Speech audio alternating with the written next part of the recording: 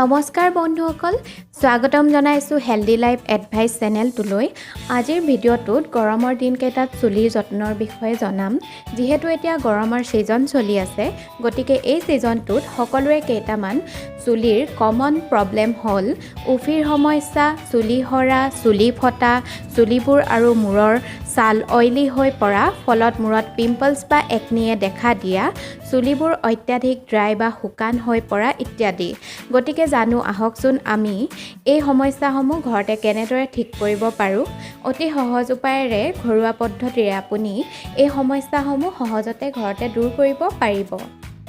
১ number সমস্যাটো হ'ল উফিৰ সমস্যা। গৰমৰ দিনকেইটাত যিহেতু আমাৰ শৰীৰৰ পৰা যথেষ্ট পৰিমাণে ঘাম ওলায়, বিশেষকৈ মূৰত ঘাম ওলোৱাৰ বাবে চুলিবোৰ আৰু চুলিৰ গুৰিবোৰ অইলি হৈ পৰে। ইয়াৰ ফলত আপোনাৰ উফিৰ সমস্যাই দেখা দিয়ে। ইয়াৰ উপৰিও অত্যাধিক ছাল শুকান হ'লেও উফিৰ সমস্যাই দেখা দিয়ে। নেমুৰ ৰসৰ দ্বাৰা আপোনাৰ উফিৰ সমস্যা দূৰ কৰিব পাৰিব, কিন্তু ইয়াক সঠিক ধৰণে ব্যৱহাৰ কৰিব জানিব লাগিব, নহ'লে আপোনাৰ চুলি ড্ৰাই বা শুকান হোৱাৰ চান্স থাকে।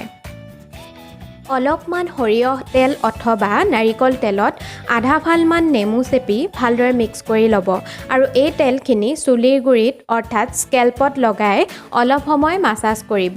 তাৰ পাছত কুহুমীয়া পানীৰে ধুই দিব। এটা কথা মন কৰিব যে এই তেলখিনি চুলিত নলগাব, কেৱল চুলিৰ গুৰিতহে লগাব। এনেদৰে যদি আপুনি সপ্তাহত দুবাৰকৈ কৰে, তেন্তে আপোনাৰ উফিৰ সমস্যা অতি সোনকালে দূৰ হ'ব। ২ নম্বৰ সমস্যাটো হ'ল চুলি সৰা। গৰমৰ দিনকেইটাত ই সকলোৰে এক কমন সমস্যা। ইয়াৰ বাবে আপুনি আলুৰ ৰস ব্যৱহাৰ কৰক। আলু পিচি লৈ তাৰ ৰসখিনি উলিয়াই চুলিৰ গুৰিত আৰু চুলিত লগাই ১৫ মিনিট সময় থৈ দিব।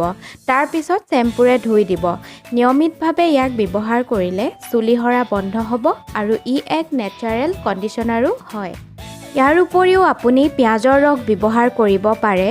পিঁয়াজ পিচি লৈ ইয়াৰ ৰসখিনি উলিয়াই ল'ব আৰু এল'ভেৰা জেলৰ লগত মিক্স কৰি লৈ গা ধোৱাৰ আগত ১০-১৫ মিনিট সময় মূৰত লগাই ল'ব আৰু তাৰ পিছত চেম্পুৰে ধুই দিব। ৩ নম্বৰ সমস্যাটো হ'ল চুলি ফটা। প্ৰথম কথাটো হ'ল যে যদিহে আপোনাৰ চুলিবোৰ ফাটিছে, তেন্তে আপুনি প্ৰথমেই চুলিখিনি ট্ৰিমিং কৰি ল'ব, কাৰণ আপুনি যিমান যি ব্যৱহাৰ কৰিলেও ফটা চুলি কেতিয়াও জোৰা লগাব নোৱাৰে। গতিকে আপুনি ট্ৰিমিং কৰি ফটা চুলিখিনি আঁতৰাই ল'ব। তাৰ পিছতহে আপুনি চুলি ফটা বন্ধ হ'বলৈ এই উপকৰণটো ব্যৱহাৰ কৰিব। মেথি গুটি অলপমান মিক্সিত দি পাউডাৰ বনাই ল'ব। ইয়াৰ পিছত ২ চামুচ মেথিৰ পাউডাৰ আৰু ১ চামুচ দৈ ভালদৰে মিক্স কৰি লৈ এই পেষ্টখিনি ১০-১৫ মিনিট সময় লগাই চফা পানীৰে ধুই দিব। ৪ নম্বৰ সমস্যাটো হ'ল অইলি স্কেল্প আৰু অইলি হেয়াৰ। ইয়াৰ বাবে আপুনি ৩ চামুচ এল'ভেৰা জেলৰ লগত ২ চামুচ মুলতানী মাটি আৰু ১ চামুচ নেমুৰ ৰস ভালদৰে মিক্স কৰি লৈ চুলিৰ গুৰিত আৰু চুলিখিনিত ১০-১৫ মিনিট সময় লগাই থ'ব। তাৰপিছত আপুনি ঠাণ্ডা পানীৰে ভালদৰে ধুই ল'ব।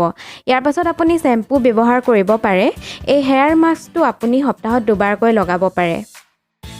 ৫ নম্বৰ সমস্যাটো হ'ল ড্ৰাই হেয়াৰ বা চুলিবোৰ শুকান হৈ পৰা। ৩ চামুচ এল'ভেৰা জেলৰ লগত ২ চামুচ নাৰিকল তেল আৰু ১ চামুচ মৌজোল মিক্স কৰি লৈ মূৰত লগাই ৫ মিনিট সময় মাছাজ কৰি ২০ মিনিট সময় থৈ দিব। তাৰপিছত আপুনি চেম্পুৰে চুলিখিনি ধুই দিব।